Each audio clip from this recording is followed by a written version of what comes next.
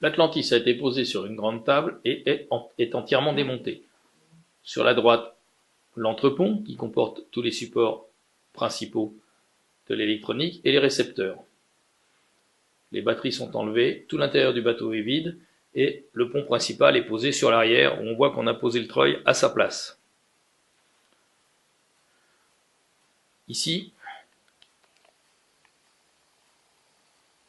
les deux trappes d'accès à la chambre des machines, sous laquelle se trouvent les deux moteurs principaux et la pompe à eau. Le domino d'alimentation principale des batteries 6 volts, la prise bleue qui permet l'alimentation de l'éclairage arrière et qui est relié au château, le module relais qui permet l'alimentation de la pompe à eau, et ici, plongé dans un coin en attente, le récepteur principal, puisque celui-ci est solidaire avec le pont, mais qu'il doit se détacher de l'entrepont lorsqu'on démonte l'entrepont pour une raison X ou Y, c'est-à-dire au principal, nettoyage une fois par an ou le changement des batteries éventuellement.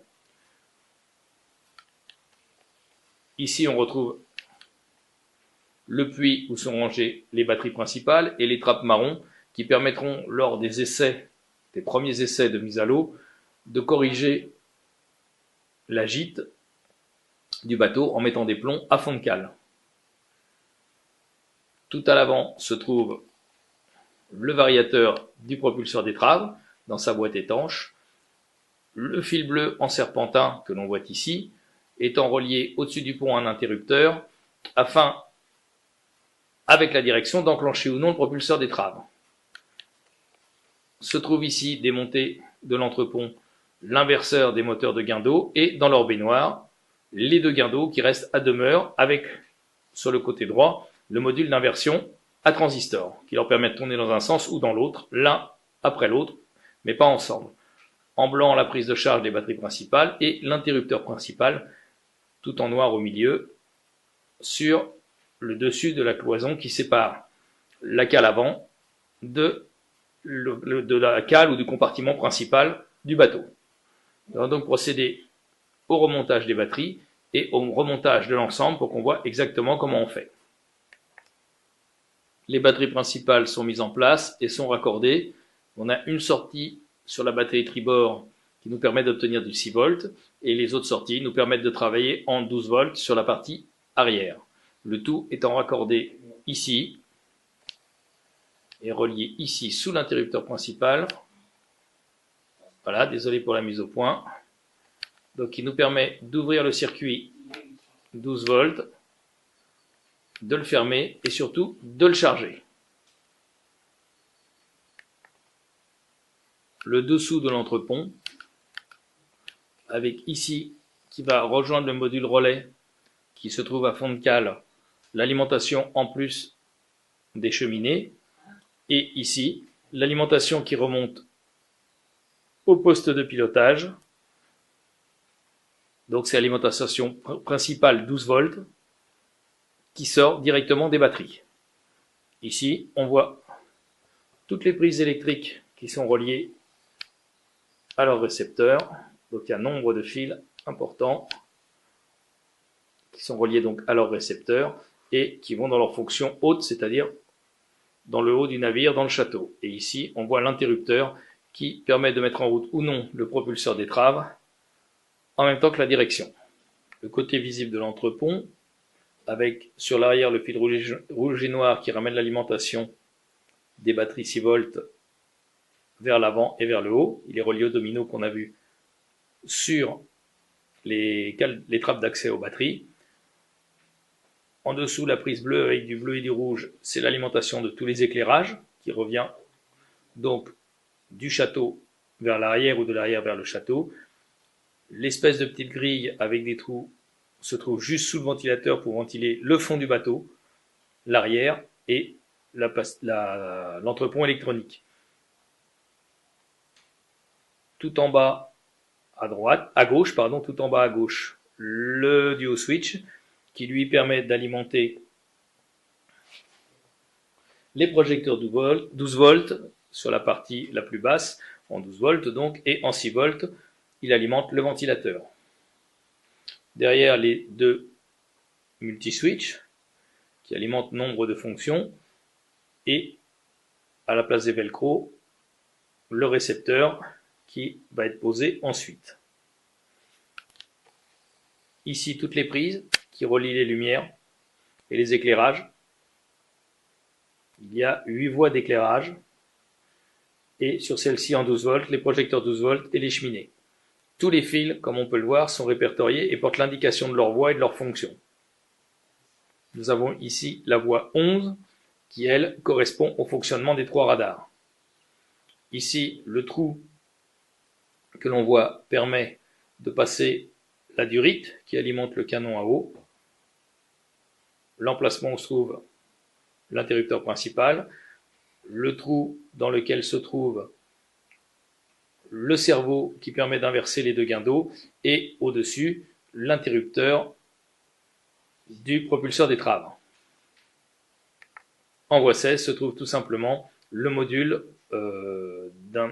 d'inversion à transistor qui permet de relier et de faire fonctionner différemment l'un de l'autre les 2 gains d'eau. Les alimentations donc de l'entrepont ont été raccordées aux alimentations et au module relais. On voit les fils rouges qui descendent. Je vais donc mettre en place tout simplement l'entrepont en le glissant là où il doit être. Donc l'entrepont est positionné à sa place. Là, effectivement, c'est plus facile parce que le pont n'est pas soudé, mais bien entendu, il glisse tout à fait correctement dans l'ouverture du pont. Il faut juste le sortir délicatement en n'oubliant pas de débrancher le moindre fil. Avec la main, je vais tout simplement mettre en place le récepteur principal qui vient, non pas dans ce sens-là d'ailleurs, mais dans l'autre. Voilà. Et le fil, lui, passe tout simplement sur le côté. Le fil d'antenne passe lui tout simplement sur le côté et sera retiré légèrement vers l'avant au moment où le pont sera en place, puisqu'on disposera de tout le fil disponible. L'antenne principale se trouvant ici, sur le pont, que l'on peut, pour le transport ou une raison X ou Y, démonter. La voici en place, ou là. La voici en place, et quand on a besoin soit d'enlever le château, soit de mettre dans une boîte plus petite, je ne sais pas encore quelle sera sa boîte de transport, est-ce qu'elle sera en 1 ou 2 parties, eh bien on enlève tout simplement l'antenne et on la pose délicatement sur le pont. Le module d'inversion à transistor des gains d'eau est reposé sur le bas à droite. On voit l'alimentation du canon à eau, la durite, donc, qui est passée dans le tube guide, et un peu plus haut, le cerveau qui permet d'inverser le gain d'eau droit et le gain d'eau gauche est remis en place. À l'arrière, la prise qui relie tous les éclairages et toutes les fonctions arrière sur l'avant est branchée, et la plupart des prises bec sont en place.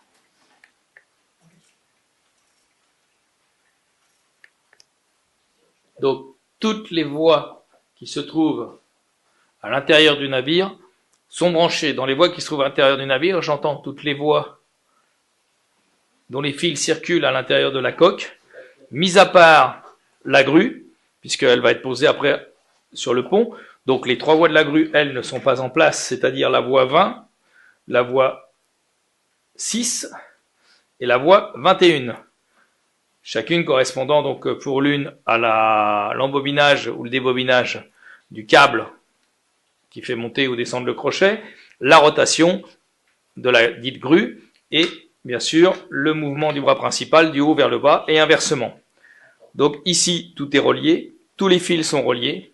On voit ici la prise qui est branchée, et la seule chose que je ne vais pas relier pour les essais est ce fil-là, c'est-à-dire c'est l'alimentation 6 volts des batteries principales, donc batterie principale aux servitudes, que je relierai sur une batterie extérieure. Les batteries 12 volts étant à l'intérieur et branchées, et la batterie qui sert à l'alimentation du récepteur se trouvant, elle, sous le gain d'eau que je vais déplacer, sous le treuil que je vais déplacer avant de mettre devant vous le pont en place.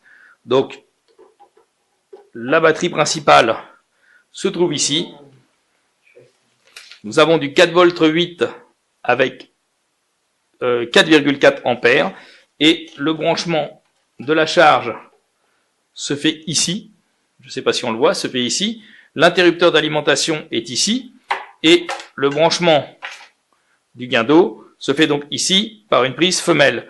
Le dessous du gain d'eau étant lui de cette manière-là relié, c'est-à-dire alimentation du gain d'eau par la prise mâle, montée sur l'inverseur, le module inverseur à transistor qui se trouve caché ici, le long de la cloison qui sépare l'avant de l'arrière du navire, et l'interrupteur principal étant lui glissé ici quand il sera branché. Je vous montre, les commandes fictives bien sûr du treuil se déboîtent, et voilà où sera monté l'interrupteur principal qui est ici. Pour faire ceci, une chose toute simple, une boîte, je ne devrais pas faire de la pub, mais une boîte de petits bonbons rectangles que vous connaissez bien. J'ai pris le fond et la partie blanche du couvercle. Nous voyons donc sur le pont les trois faisceaux qui vont être reliés à leurs récepteurs respectifs qui permettent le fonctionnement de la grue, haut et bas, rotation et embobinage du câble. Je vais maintenant mettre en place le pont principal. Je cale la vidéo, c'est jamais bien facile. Je vais maintenant mettre en place le pont principal et cette vidéo s'arrêtera là puisqu'on est presque à 12 minutes. Je procéderai ensuite sur une deuxième vidéo au branchement du château, de la grue et des quelques câbles restants. La seule chose qui ne sera pas branchée sera tout simplement le canon grappin qui se situe à l'arrière et qui est relié au treuil. Il se situe ici, il est fixé là, c'est le même que celui de l'avant, et le crochet de remorquage qui est débrayable, que je montrerai au dernier moment après la mise en peinture, puisque la pièce a été préparée d'avance, et tous nos amis de ScaleSub qui ont suivi le montage de ce navire, qui n'est pas encore fini, ont vu précédemment donc le montage de chaque partie différente du bateau, puisqu'ils ont vu le montage complet de la coque complètement nue, avec les membrures, les renforts, etc., les ponts, les cloisons, du début à la fin. Donc j'invite tous ceux qui regarderont cette vidéo de s'abonner sur le site ScaleSub, ScaleSub, donc qui est un forum dédié au principal aux constructeurs de sous-marins, mais qui accueille bien entendu tous les autres constructeurs, dont les navires de surface, les navires de guerre, les sous-marins d'exploration, les sous-marins fantasy et divers types de navires répartis en diverses catégories. Donc www.scalesub.com. Petit détail dont je n'ai pas parlé, donc j'ai abordé brièvement, le fil d'antenne qui est relié au récepteur à l'antenne qui, elle, est démontable. On ne peut pas l'enlever, elle est démontable, c'est-à-dire qu'elle est couchable, comme je l'ai expliqué. Et ici, vous avez pu voir dedans deux durites. Il y a une durite de chaque côté. Il y en a une ici et une autre quelque part par ici, que je récupère. La voici. Ces durites seront fixées à cet endroit-là du pont, chacune de leur côté. Ce sont tout simplement les aériens des cheminées. Il y a deux becs de prise d'air qui sont dans les cheminées, qui permettent tout simplement, avec l'avancement du navire, de faire circuler de l'air frais sur l'arrière du navire. C'est-à-dire que la première arrive ici, elle permet une aération du module d'inversion à transistor, du treuil de remorquage et des batteries. Et aussi, donc, je ne sais pas si on les voit dans le fond, je vais essayer de zoomer. C'est pas évident du tout. Vous voyez ici les arbres d'hélice. Je vais bouger, vous m'excuserez, j'espère que c'est pas trop flou. Je vais bouger, vous voyez les arbres d'hélice et ici les cardans d'accouplement. Voilà. Et la deuxième durite passe le long de la coque, ici, arrive derrière et vient tout simplement amener un filet d'air frais dans le compartiment central arrière du navire où se trouvent les variateurs, les batteries principales du récepteur et c'est tout. Les variateurs étant refroidis par eau, deux prises d'eau étant sous le navire, une pour chaque variateur. Donc voilà, Ici, ce compartiment restera vide puisque sur l'arrière du navire, il y a déjà 700 grammes de plomb et le long des batteries, il y a une plateforme ici, complètement horizontale, qui permettra, si nécessaire, de remettre du lest sur l'arrière du navire. Donc, je vais procéder à la mise en place du pont. Vous m'excusez, je bouge. Je procède à la mise en place du pont. Je procède à la mise en place du pont.